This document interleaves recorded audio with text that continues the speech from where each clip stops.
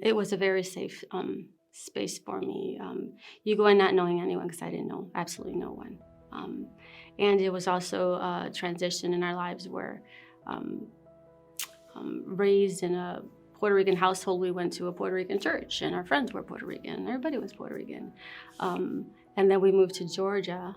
And one of the prayers was, Lord, we need diversity in our lives and we need this. And so I show up to someone's home and they were completely not one single Hispanic person there.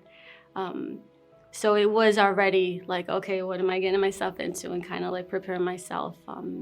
But it was very safe. I felt very safe. I'd say, the first probably and second one, it was kind of like, let me feel this out. I'm not going to share anything, But you can quickly see that it becomes a safe place.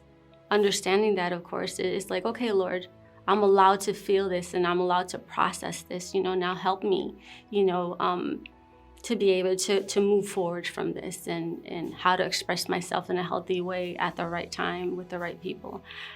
It's been great. It's been powerful, and I think it's empowered me, dealing with so many things that you deal with, the way everybody's brought up in a different way, and then you have these concepts and limits that people place on you and unintentionally, and you place on yourself, so it's empowered me to like break through on issues like that as well.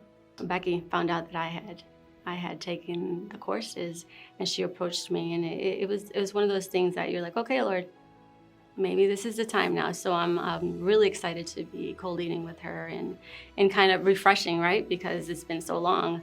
And it's funny because I'm able to look at my old book, right? And the things I wrote then, and then going through it now, you know what I'm saying?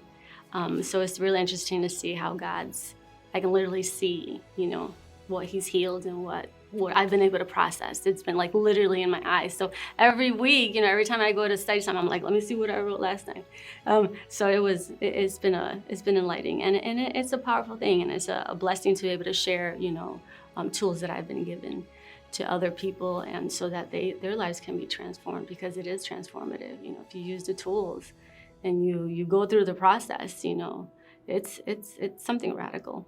I would like to thank from those from Restoring Your Heart, Angela and Becky. Angela was my first teacher, or first person who really was able to minister to me in such a powerful way, that to the point where I was able to use these tools, and to the point where I was able to believe that I can and should be moving forward and teaching it, and to Becky to giving me the opportunity to co-lead with her and to continue to teach me, to be able to bless others as well. I want to thank my husband for hanging in there with me in the good and the bad times, and for growing up with me, in the things of the Lord, and for having grace, for extending grace, and for being willing to also take the class.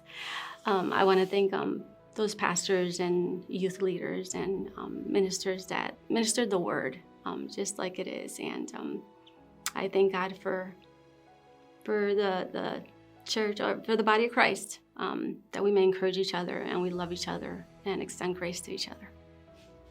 My name is Rosie Matta, and I went through Restoring Your Heart.